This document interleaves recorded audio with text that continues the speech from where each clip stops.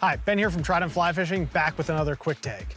Today we're going to be taking a look at one of the strangest rods I've ever cast, the Hardy Ultralite LL 994 weight.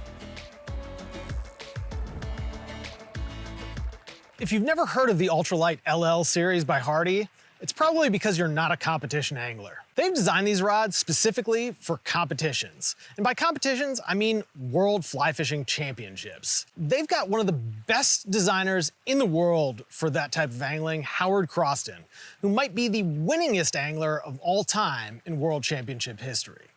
Now, we've reviewed some of Howard's European-style nymphing rods in the past, but this rod here is totally different. This is a long four-weight designed for dry fly fishing. And in particular, it's designed for very technical dry fly fishing, where you've got a long leader and very spooky fish to present your fly to. Now, you might be thinking to yourself, why do I need that rod? We'll kind of talk about the situations where this rod makes a lot of sense for some people at the end. But first, let's take a quick look at some of the features on this Ultralite LL.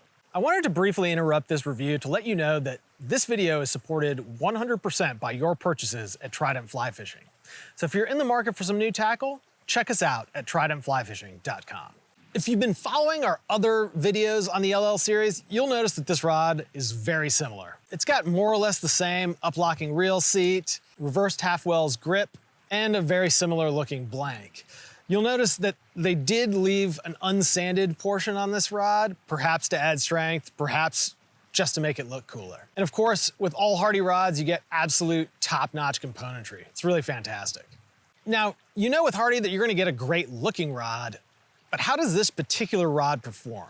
And the answer is very strangely. In order to prove that this was a great long leader rod, we put a 14-foot leader on.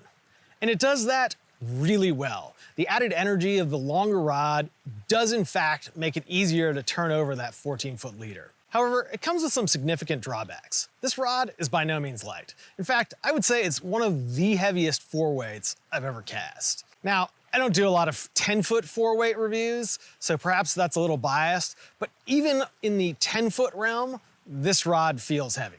It is also a very, very stiff rod in the butt section. That means that you're not gonna get a whole lot of feel casting it. Now, I was casting this with a Winston Energy line, which is probably not the absolutely ideal line for casting long leaders. In fact, might be a very bad choice of line, but it did really well. And that just goes to show you that the ability that this rod has to turn over those leaders. But I think no matter what you do line-wise, you're never gonna get lots of feel in this rod. It's just not designed for it. And because of that, I think this rod is gonna remain highly specialized.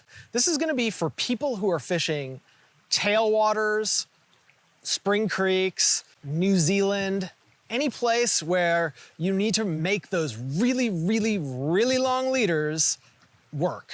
But if you're looking for an all-around four-weight, this is not the rod for you. There are so many better options in the 9-foot, 8'6" size. I could go on. But for those people who are fishing the Henry's Fork or the South Island, this rod might be the absolute best rod I've ever cast for those situations. Now, I'd like to know, are you fishing a lot of technical waters? Let me know by leaving a comment in the box below. I'm Ben, thanks for watching. We'll see you next time.